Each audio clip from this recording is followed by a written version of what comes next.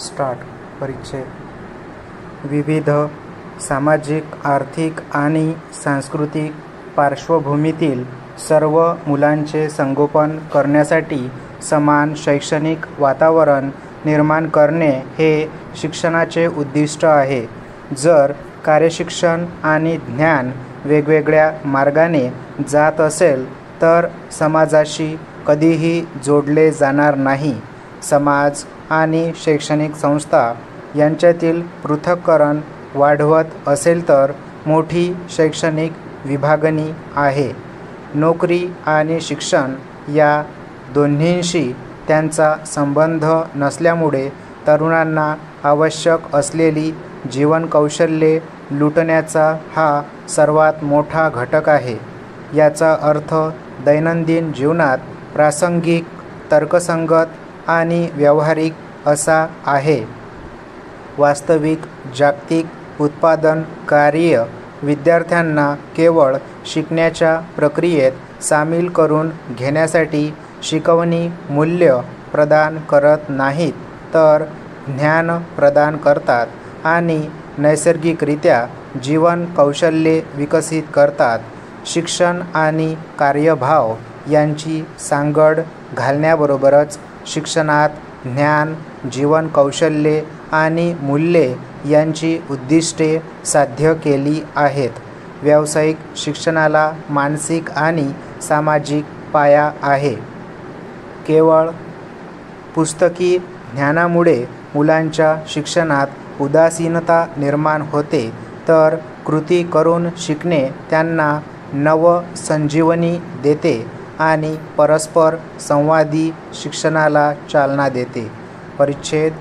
गांधींच्या मूलभूत शिक्षण तत्त्वज्ञानाच्या प्रकाशात कार्य केंद्रित, साक्षात, सामाजिकदृष्ट्या उपयुक्त आणि उत्पादक नोकऱ्या विकसित केल्या पाहिजेत.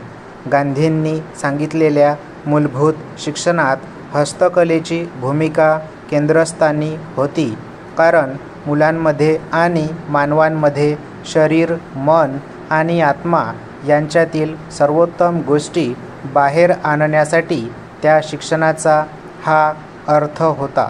परिच्छेद. त्यांच्या मते साक्षरता म्हणजे शिक्षण नाही, संपूर्ण अभ्यासक्रम मूलभूत कौशल्याभोवती विणलेला असावा. पटेल आयोगाने मूलभूत शिक्षणावरील गांधींचे तत्त्वज्ञान स्पष्ट करण्यासाठी कामात आणि कामाद्वारे शिक्षण हा शब्द वापरला.